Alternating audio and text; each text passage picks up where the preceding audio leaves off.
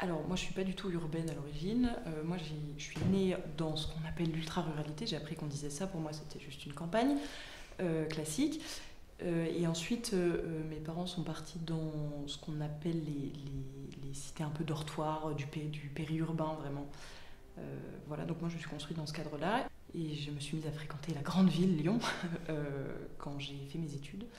C'est un rapport qui est compliqué dans le sens où il y a une surstimulation permanente des sens, de ce qu'il y a à faire, de la culture, etc. Et à la fois c'est très grisant et à la fois c'est très fatigant.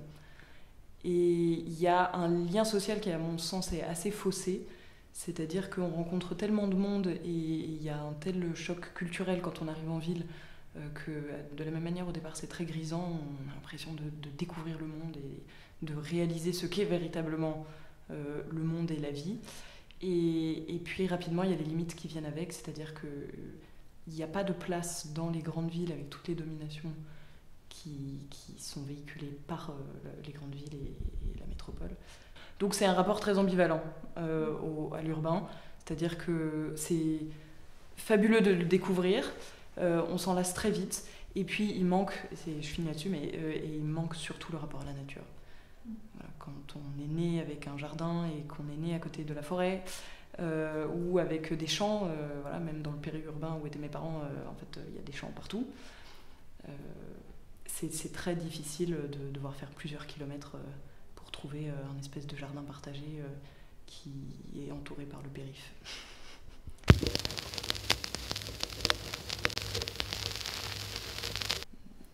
L'écologie populaire, en fait, c'est quelque chose qui est inné parce que j'ai grandi dans ce cadre-là, mais qui n'a pas du tout été théorisé.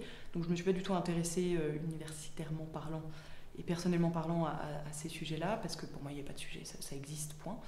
Et donc c'est très récent, ça fait 2 mois que je m'y intéresse, mais je suis ravie d'être venue, je suis ravie d'avoir découvert autant de personnes, et je suis ravie aussi de pouvoir discuter du rapport très métropolitain que beaucoup ont au sujet des ruralités, et de pouvoir simplement partager, remettre à nouveau du lien social au centre des préoccupations, et puis de remettre la question de la subsistance et de l'autonomie au centre des préoccupations. Et moi je suis très contente que les deuxièmes rencontres aient traité de ça, qu'il y ait eu un atelier consacré à ça, qui était extrêmement intéressant. Et je suis contente qu'on puisse mélanger universitaires et personnes qui font du terrain. Et je trouve que l'expérience de la Maison de Courcelles est absolument intéressante et absolument géniale à découvrir.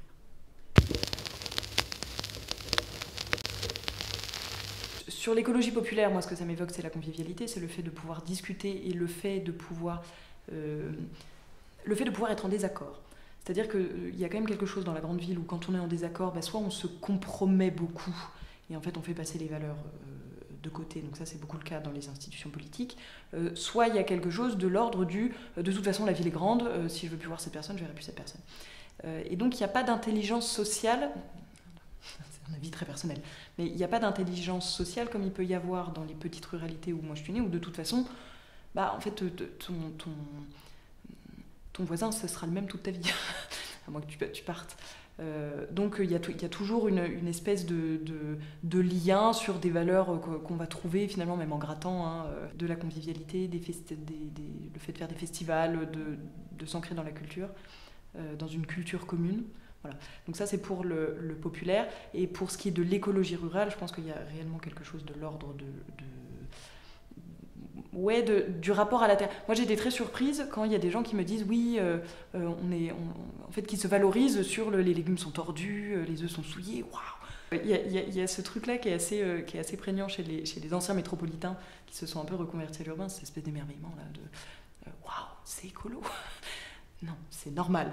Et donc il y a vraiment un truc dans le rapport à la terre, dans le rapport à la nature, qui n'est pas un rapport esthétique et bucolique et tout ce qu'on veut, qui est véritablement un rapport de travail de la terre et d'être garant de sa propre autonomie et de sa propre subsistance.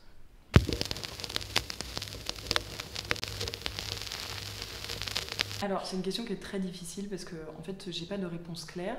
C'est-à-dire que moi dans les formations où je suis à l'université, on nous forme et on nous dirige vers une vie future conditionné par la métropole et par les offres d'emploi, par l'économie, par les perspectives d'avenir, etc.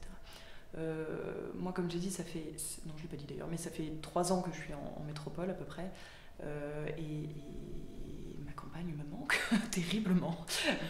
Donc je ne me vois pas faire toute ma vie là-bas, notamment parce que la proximité avec les animaux me manque. Moi, j'ai grandi avec des moutons, des poules, des lamas, ce qui n'est pas possible, et ce qui est très malheureux à mon sens en métropole. Donc ça, c'est vraiment des sensibilités particulières où je ne me vois pas de toute façon finir ma vie en métropole à moins d'être extrêmement malheureuse.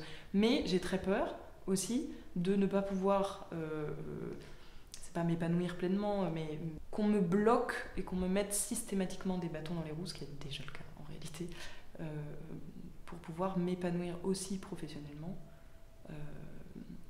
en dehors de la métropole.